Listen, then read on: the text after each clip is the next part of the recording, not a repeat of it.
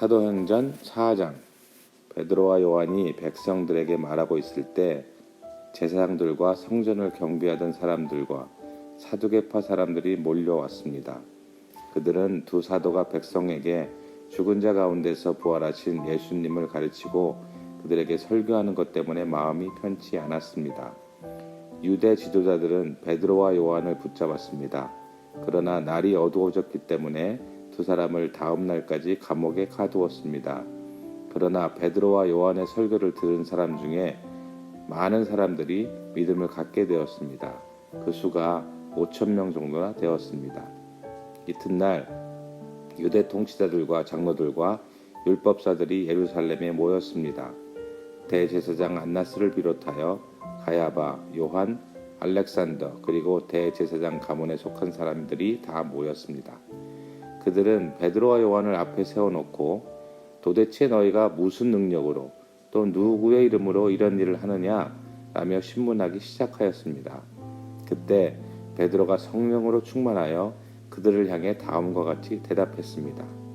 백성의 통치자와 장로님들, 여러분들이 묻고자 하는 것이 오늘 우리가 태어날 때부터 걷지 못하는 사람에게 행한 선한 일에 관한 것입니까?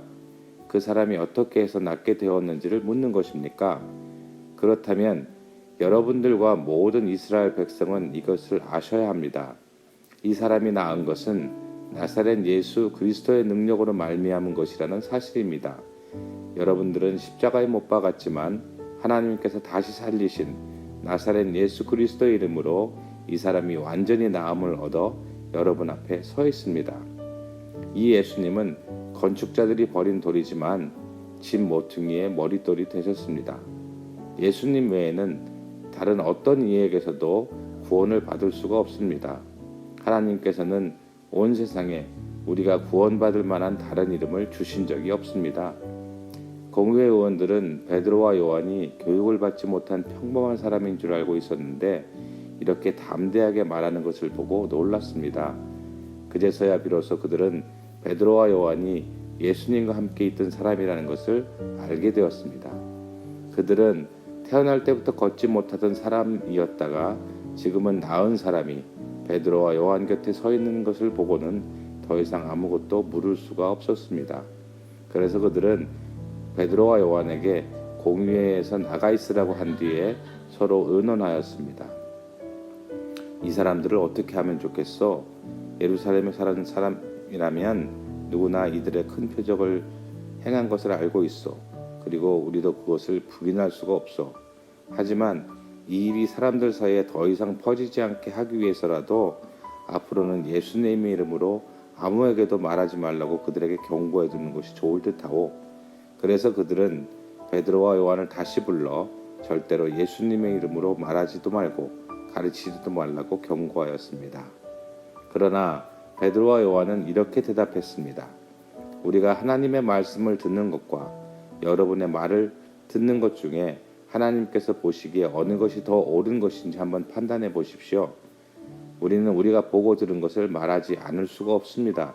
조금 전에 일어난 일을 본 사람들이 하나님을 찬양하고 있었기 때문에 유대 통치자들은 두 사람을 어떻게 처벌해야 할지 결정할 수가 없었습니다. 그래서 그들은 몇 마디 경고만 더 하고 사도들을 놓아주었습니다. 이 기적으로 병이 나은 사람은 40살이 넘은 사람이었습니다.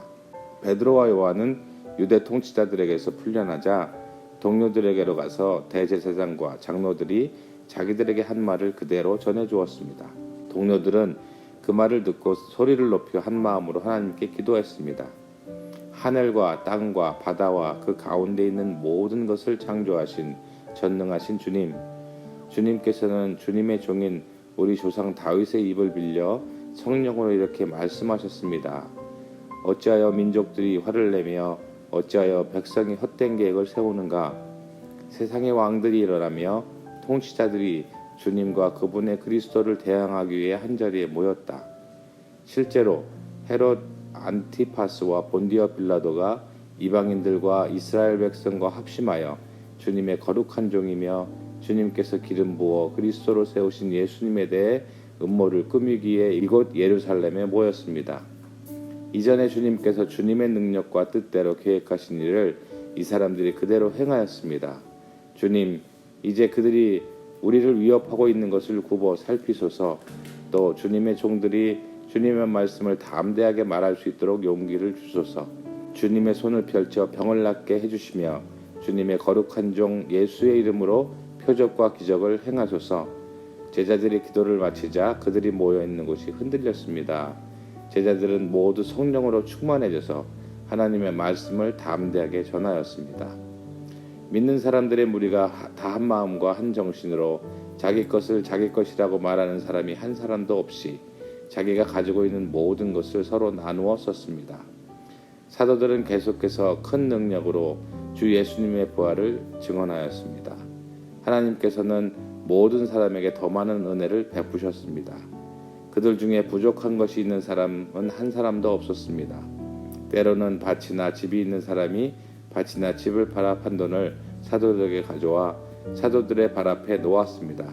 그러면 사도들은 그 돈을 필요한 사람들에게 각각 나누어 주었습니다. 믿는 사람 중에 요셉이라는 사람이 있었습니다. 사도들은 그 사람을 바나바라고 불렀습니다. 바나바란 이름의 뜻은 격려하는 사람입니다. 바나바는 카프로스에서 태어난 레위 지파 사람입니다. 요셉이 자기의 밭을 팔아 그 돈을 사도들의 발 앞에 갖다 놓았습니다. 사랑의 하나님 아버지, 참으로 감사합니다. 오늘도 저희들에게 귀한 말씀 허락하시고 그 말씀을 통해서 저희들이 성령님의 인도하심을 받아 세상을 이기는 귀한 용사 되게 도와주시옵소서. 늘 함께 하시면 늘 감사드리고 아버지 귀한 사랑받아 아름답게 커가는 저희들 되게 도와주시옵소서. 감사 영광 돌리며 예수님의 이름으로 기도했습니다.